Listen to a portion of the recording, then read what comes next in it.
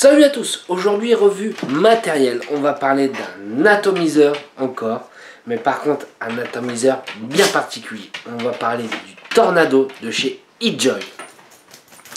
Alors, ce petit ato, c'est marqué qui est fait d'aller de 30 watts à 300 watts. Donc, un petit peu comme d'habitude, on va aller voir ce qu'il y a dans la boîte, on va voir si tout est fourni dans la boîte, on va faire un petit montage ensemble. Ensuite, on va voir un petit peu comment ça va, puis on va essayer, je dis bien, on va essayer, voir s'il va réellement jusque 300 watts. Pourquoi? Ça, j'en parlerai dans la revue, juste après, on va parler d'une box. Donc, on se dit à tout de suite, un gros plan. Donc, nous voilà en gros plan, on va aller voir un petit peu ce qu'il y a dans la boîte. Donc ça c'est la face avant, on retourne un petit peu. Donc là c'est un peu ses spécificités, tout est en anglais comme d'habitude. Là c'est les produits qui sont inclus. Donc dedans on a le Tornado forcément, on a une clé, on a des O-rings et on a des vis. Ça c'est top, si on aura des soucis avec les joints on pourra les remplacer. On a un drip tip 510 adaptateur, on a un adaptateur 510. Et là, alors, il est fourni avec le deck T4, puisqu'il faut savoir, il y a plusieurs decks, il y en a deux exactement. Le T4, donc c'est celui-ci où on pourra faire 4 coils, qui est fourni avec. Le deck T6 est en option, il faut le rajouter. On a un flash code, enfin comment dire, pour vérifier que ça soit un original, un scratch code. On va directement sur le site, hop. Et ça nous dit. Alors, j'ouvre un petit peu. Moi, j'aime bien la petite boîte en carton. Enfin, le petit design dessus est assez sympa. Et là, je vais commencer à ouvrir. Donc, on a l'ATO. Et là, on a une petite pochette. Donc, tout est fourni avec. L'adaptateur 510. Tous les joints de remplacement sont avec. On a deux petits coils. Pour moi, c'est du twisté. Donc, ça fait plutôt bien. On a la petite clé à laine qui est fournie avec. Qui sera très importante. Et là, on a l'atomiseur. Alors, c'est une boîte qui est simple, mais qui fonctionne bien. Hop, voilà. Alors, la petite clé, je la mets sur le côté. Et là, on va voir le Tornado. Donc, voilà la bête. Donc, on a quelques petites gravures. On a eJoy en haut. Là, ici, on a la gravure d'une tornade sur la cloche. Et on a le Tornado. Moi j'aime beaucoup l'écriture. Pourquoi? Parce que ça reprend beaucoup l'écriture de Disney. Moi je trouve ça assez sympa. Donc on va aller voir en dessous. Design and Manufactured by eJoy. Donc c'est le design et la fabrication chez eJoy. Donc voilà. Alors il y a un adaptateur 510 qui est fourni. Là, moi, j'ai laissé le drip top parce que moi, je préfère largement un drip top. On va dire qu'un peu, cet ato-là, on va le comparer un peu au Moonshot. Ouais, on va dire qu'on va essayer de le comparer au Moonshot. Mais moi, je trouve que celui-ci est mieux fini. Il a une meilleure capacité. Alors, il faut savoir, l'ato fait 24 mm. Donc, on va commencer un petit peu à le démonter. Donc, on peut voir qu'on peut le remplir par le haut. Donc, il y a une petite bague qui s'enlève. Là, on va pouvoir très facilement le remplir par le haut, puisque l'ouverture est quand même relativement assez grande. Je continue de démonter un petit peu. Hop, donc là, j'ai le haut de ma cheminée, le Pyrex, que je mets de côté. Et là, on va dévisser le haut de ma cloche. Donc là, on a ces deux parties-là ensemble. Ça va reprendre exactement le Moonshot, un peu le type du Moonshot. Donc là, c'est avec ma bague Airflow, tout le reste, la base. Et là, hop. Et voilà, on a le plateau. Alors, on va pas se faire un 6 coils, on va se faire un 4 coils. Ça sera déjà pas mal pour éviter de faire une revue beaucoup trop longue. Une petite barre, ça fera pas de mal. Donc, on peut voir que l'airflow est quand même relativement assez conséquent. On est quand même beaucoup plus conséquent que le Moonshot. Vaut mieux, pour lui envoyer 300 watts dans les dents, vaut mieux qu'il soit plus aérien. Vaut mieux qu'il soit plus aérien. Alors, moi, ce que je vais faire, je vous avais dit, la clé Allen, je l'ai mis de côté. Pour une simple et bonne raison, c'est qu'on voit que le deck est percé. Alors, faut savoir, ici, c'est en plaqué or. Le deck est percé. Je vais mettre ma clé Allen. Et je vais aller de l'autre côté pour une simple et bonne raison, pour pouvoir bloquer mon plateau lorsque je vais faire mon montage. Lorsque je vais faire mon montage, comme ça je ne serai pas embêté, il ne bougera pas tout le temps. Mais par contre, pour voir si on n'a pas de court-circuit, on va voir ça ensemble. Donc je le place sur mon petit ohmmètre. Voilà.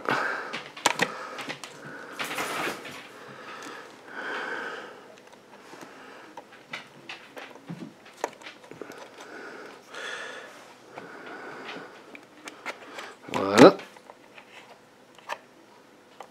Là, on est plutôt bien placé. On est sur un type de plateau Velocity qui est quand même relativement assez large comme plateau Velocity, puisqu'on a une base, enfin le deck fait 17,8 cm. C'est bien. 17 cm. 17,8. Comme ça, c'est bien. On a de la place. On va pouvoir mettre des gros coils. Là, on va se faire un 4 coil. Un 4 coil en 0,51. Et j'ai fait 10 tours. J'ai fait exprès que ça soit un petit peu diesel pour pouvoir monter dans les 300 watts et voir un peu ce que ça donne. Donc je vais prendre mon premier.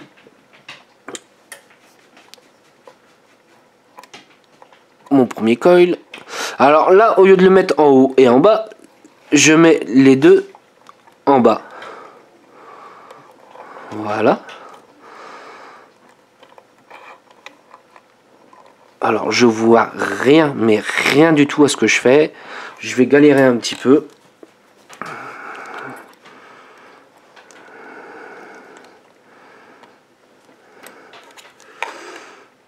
Alors, si je dévisse pas assez aussi, ça va pas le faire.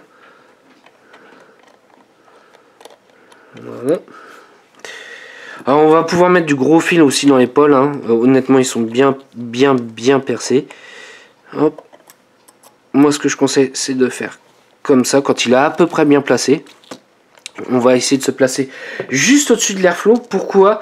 Parce que quand on va vouloir aller dans les watts, il faut vraiment qu'on soit proche de l'airflow pour pas qu'on ait une vape vraiment trop chaude, non agréable. C'est voilà, c'est ce qu'il faut. Faut vraiment être au plus proche de l'airflow. De toute façon, après, ça sera mieux pour placer ces 4 coils. Alors, est-ce qu'on est à peu près à la même distance? Oui, tout à fait. Donc, je vais commencer à visser ma petite vis du bas. J'ai serré le tout. Voilà, pour la première. Et là, on voit que je suis pas embêté avec le plateau qui bouge tout le temps. Et ça, on va se resservir plusieurs fois de cette clé Allen pour pouvoir mettre dans l'airflow. Hop, alors je replace bien correctement ma petite coil. Hop, hop. On va essayer que ça soit bien au niveau de l'airflow. Alors c'est ça qui est bien, c'est qu'on a de la place. On n'aura pas peur des courts-circuits avec ça.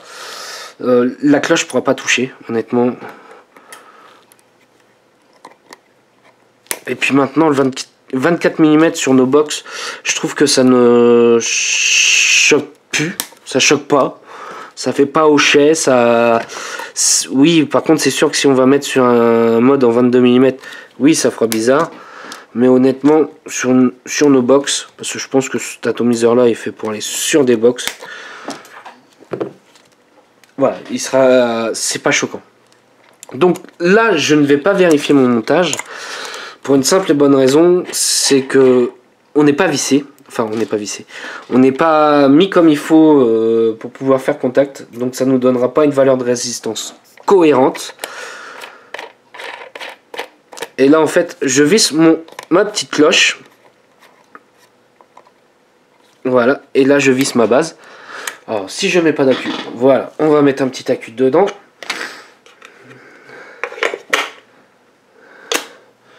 Voilà. Alors 0,40. J'ai une valeur cohérente par rapport à mes deux coils. Et là, ça va être intéressant, ça va être de chauffer tout de suite. Pourquoi? Ça va être tout simplement pour voir si mes coils chauffent correctement. Et on voit qu'ils ne chauffent pas du tout correctement. Hop. Et là, on n'est pas trop mal. On voit que c'est un petit peu diesel, hein. C'est normal, j'ai fait exprès. J'ai pas un bon coefficient de chauffe. Hop. Voilà, bon, on a l'air d'être bien. On a l'air d'être bien. Ça a l'air de bien chauffer. Oui, propre. On est bien au-dessus de l'airflow. Voilà, non, là on est bien. Alors, là, on va refaire la même opération pour ajouter nos deux autres coils.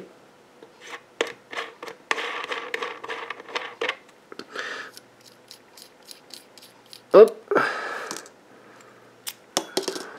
Ah, c'est un petit peu chaud. Oui, c'est chaud, c'est chaud, c'est chaud, c'est chaud. Voilà, c'est chaud. C'est chaud. Donc, je remets ma petite clé Allen pour pas être embêté.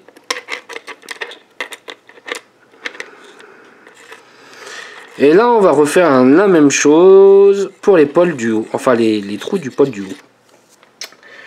Donc, je reprends ma petite tige. Je reprends un petit coil. Et là, on va faire la même chose. Et on va essayer de le placer, pareil, bien au-dessus de l'airflow. Bien sûr, si je visse pas assez la base. Voilà. Là, on a bien vissé la base. Alors, mes vis... Il faut que je les dévisse. Alors, un cas de colle, on met quand même du temps. Je vais dire honnêtement, on met du temps à refaire son montage. Je pense pas que ça soit un ato qu'on va tout le temps à 4 coils ou même 6 coils. Ça peut être aussi un petit ato bien pépère. Monter en double coil, ça le fera mais très bien. Ça le fera très très bien même d'ailleurs. Hop, là c'est pareil. Hop, hop, le premier est placé. Alors comme on voit, quand je place mon premier coil, je replie les pattes pour une simple et bonne raison. Si je laissais les pattes droites, au moment où je vais enfoncer mon deuxième coil, bah, tout va ressortir. Donc ça va être un petit peu bête. Là, je replace mon deuxième coil. Hop. Voilà. Et là, on va regarder si on est bien centré. On n'est pas du tout centré sur celui-là. Hop. 1, 2, voilà, je ressens bien. Voilà, là on sera bon. Là on sera bon. Je visse ma première vis. Je fais la même chose de l'autre côté.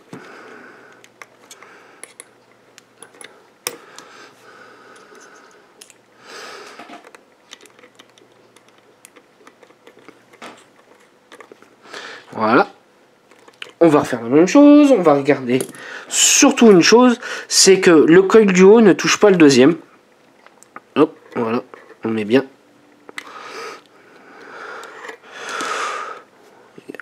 Ça touche pas. On est juste au-dessus. C'est très bien. Là, on va refaire la même chose. Donc, on va remettre la têteuse. On le remet droit. C'est mieux. Hop, on remonte légèrement, on voit qu'on ne touche pas. Faut bien les séparer un petit peu, on ne touche pas du tout. Je vais pouvoir couper mes petits fils. Hop, et de 1. Et de 2. Et de 3.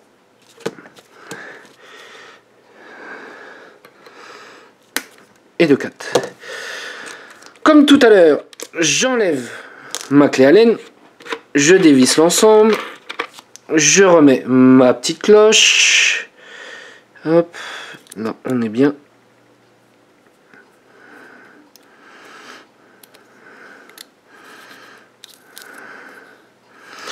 Voilà, hop, je remets sur le petit oumètre, et là on va voir si j'ai une valeur cohérente. Non, je n'ai pas une valeur cohérente, donc j'ai un gros court-circuit quelque part. Hop. Voilà. Là, on a une valeur cohérente par rapport au montage que j'ai demandé. On va shooter un petit peu, mais d'avis, ça va chauffer cracra. Et voilà, c'est ce que j'avais dit, ça chauffe cracra. Alors, on va resserrer bien les coils. Hop. Hop.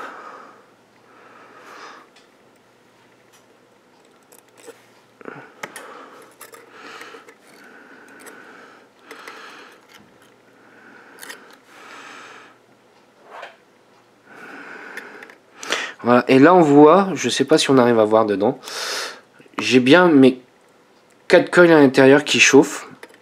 Alors j'ai une légère différence avec celui-là. On va essayer de resserrer. Voilà.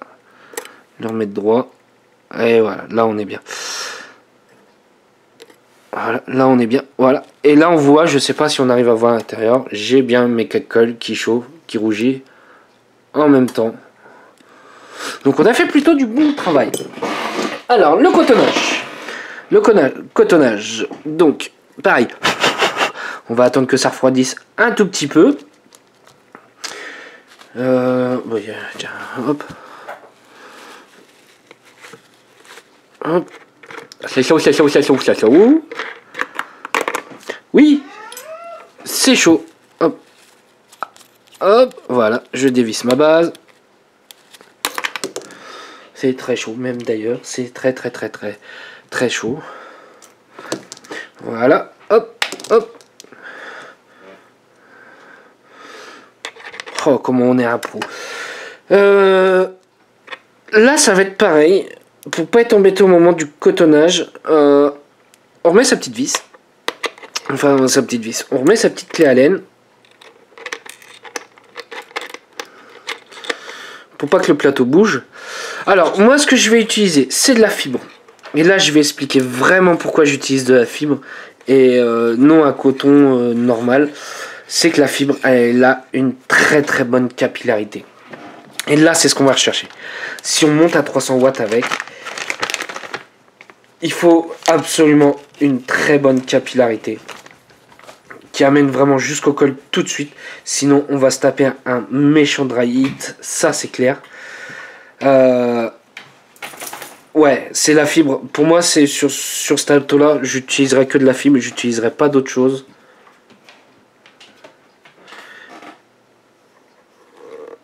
Hop. Voilà. Alors, je vais en mettre. Je vais en mettre dans chaque coil. Et après, on va découper. Et on va voir un peu le dosage qu'on va devoir mettre dans les gouttières. Puisqu'on n'a pas réellement de gouttières là-dedans. Hop.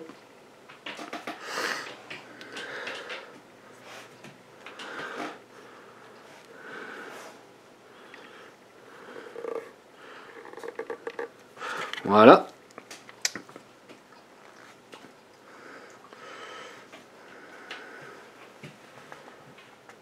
J'aurais peut-être dû faire mes bandes avant. Oh. Oh. On a déjà fait l'école, c'est déjà pas mal. On a fait le montage. On est à plus de 17 minutes de vidéo. Oh, pour un 4 coils, ça va encore, hein, ça reste honnête. Hein. Voilà. Et il m'en reste plus que un. Et là, on va aller couper tout le coton, toute la fibre. Hop.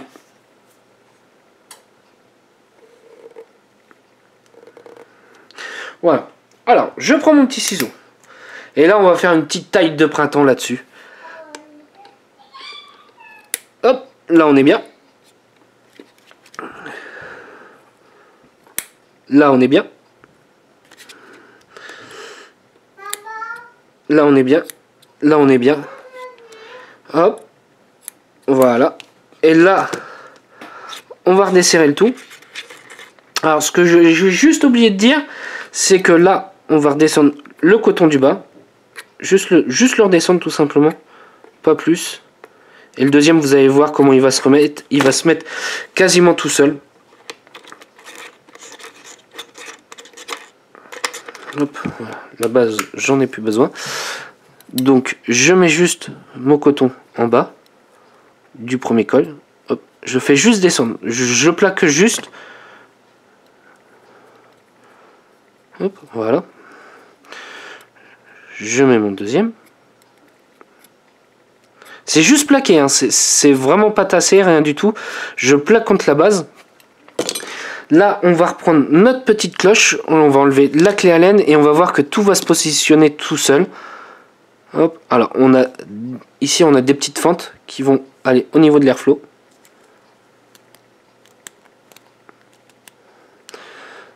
Bien sûr, si la fente... Voilà. Là, je coupe le tout.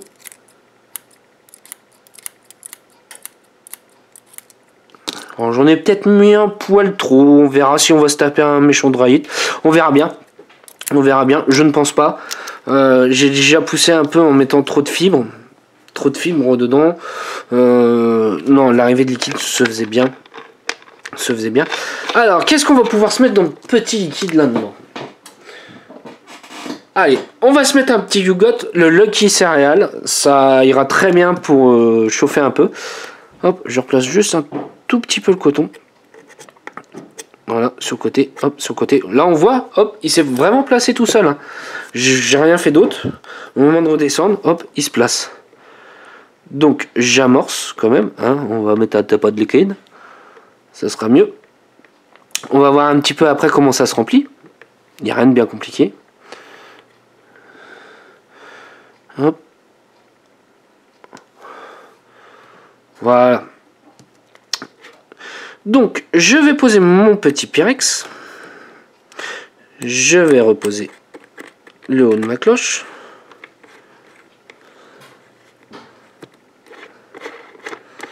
Hop. Et là, au moment de remplir, ce que je vais conseiller, voilà, hop, on ferme l'airflow. On ferme l'airflow et on va remplir.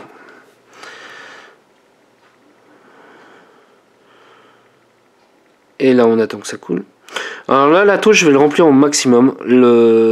Pour une simple et bonne raison, c'est que ça consomme. 4 cols, faut pas se leurrer, ça consomme plus qu'un double. C'est sûr et certain. Hop, j'attends que ça recoule un petit peu. Hop.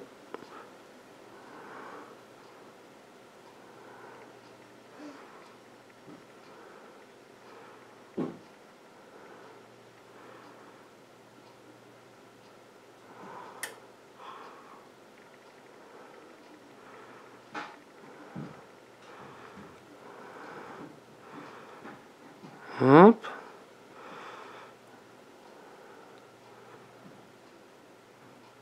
Et voilà, il est rempli.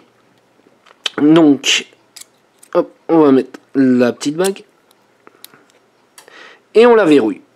Et là, on ouvre la bague Airflow. On a des fuites, on n'a pas de fuite. C'est génial. Hop, je replace sur mon petit omelette. Oh, elle va être longue celle-là. Elle va être longue.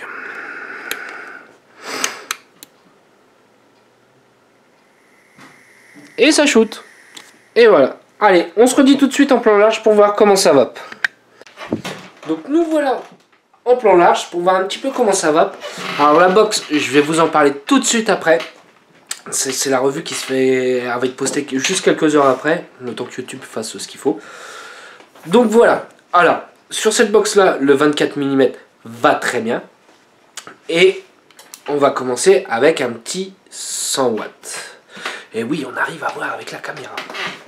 Alors, on va voir un petit peu ce que ça donne à 100 watts.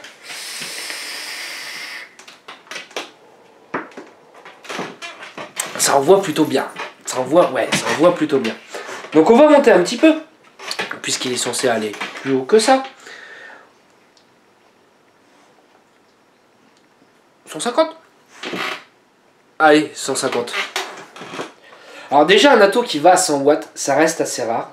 Là, à 100 watts, on n'a pas encore une vapeur trop chaude. On passe plutôt bien.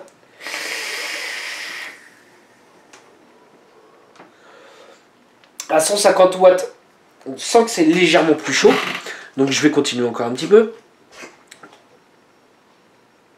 Hop. 250. Allez, on aidez-vous.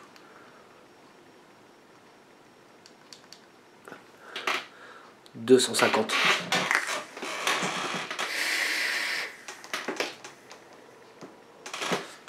Alors là, par contre, on est quand même sur une vape chaude. Là, faut pas se leurrer. Par contre, on n'a pas de dry heat. C'est ça que je dirais pas surpris. Puisque normalement, il est fait pour aller à 300 watts. Mais on n'a pas de dry heat. Hop, je vais juste, hop. Voilà, pour juste amorcer un petit peu. Parce que là, on va se faire les 300 watts. On va voir. Est-ce que les 300 watts... Alors, on est très bien sur la box, puisque la box demande délivre 40 ampères max. Là, on demande 38 ampères avec le montage, et on est à 300 watts. De toute façon, ça s'entend bien. Hein, ça s'entend bien. Je vais juste amorcer un tout petit peu.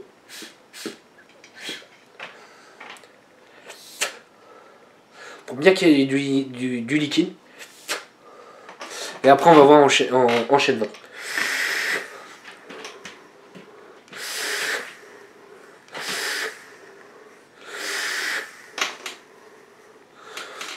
Donc oui, il nous délivre les 300 watts. Désolé, ça chauffe un petit peu. Ça chauffe un petit peu. Mais on arrive à aller à 300 watts avec sans dry heat. Est-ce que je vaperai tout le temps à 300 watts avec cet atout là? Non. Non, je vaperai pas tout le temps à 300 watts. J'estime que 100 watts c'est déjà très bien. On se rapproche d'un dripper où on peut monter un peu dans les watts avec. Ça c'est cool. Ça c'est cool. Moi je le vois bien en voiture. Avec la fenêtre ouverte, hein, bien évidemment. À 100 watts. Moi généralement je vape entre 50 et 100 watts sur dripper. Là ça va être top pour ça. J'aurai pas de problème à recharger. Bon, même s'il ne faut pas que le voyage dure plus d'1 heure parce que hein, ça consomme. Hein, faut pas se leurrer, ça consomme. Mais à 100 watts, on fait vraiment une très belle vapeur. Honnêtement, pour moi, cet atout-là, c'est un atout clou. Voilà, c'est rare de dire ça sur certains atos, mais on est sur un atout clou. On va faire des beaux clouds. Ça, c'est sûr et certain. Alors, on va aller sur les points positifs et les points négatifs. Pour moi, les points positifs, son remplissage qui se fait plutôt bien. Ça, j'ai rien à dire là-dessus. Il y a eu des améliorations comparé au Moonshot. Le drip top, entre autres, qui est plus large, ça j'apprécie. Qui est légèrement plus haut, même si un petit centimètre de plus, ça n'aurait pas été négligeable pour moi.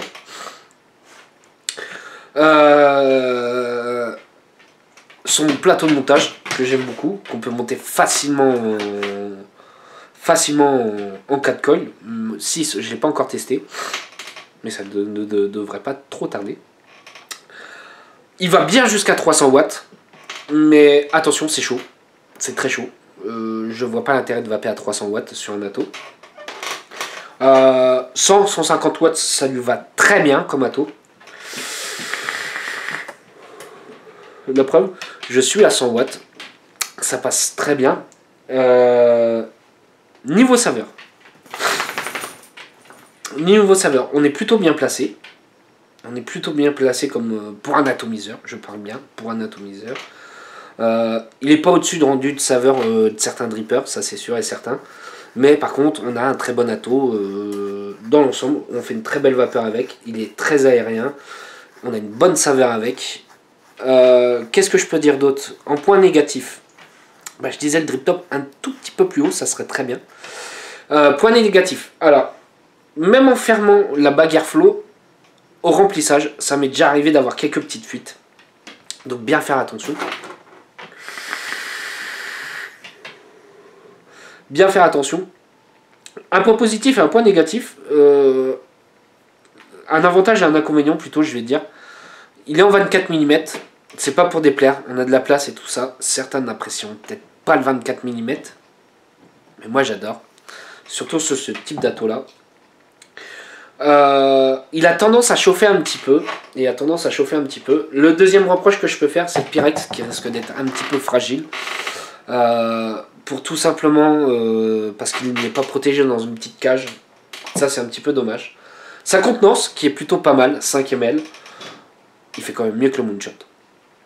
Voilà, moi c'est mon petit retour sur ce petit ato là que j'apprécie beaucoup. Ouais, j'aime beaucoup comme petit ato. Petit, c'est un bien gros mot. Donc voilà. Sur ce, moi je vous souhaite une bonne journée, un bon week-end. Et une bonne soirée peut-être. Et on se redit à très vite pour la prochaine vidéo de la box que je poste juste après.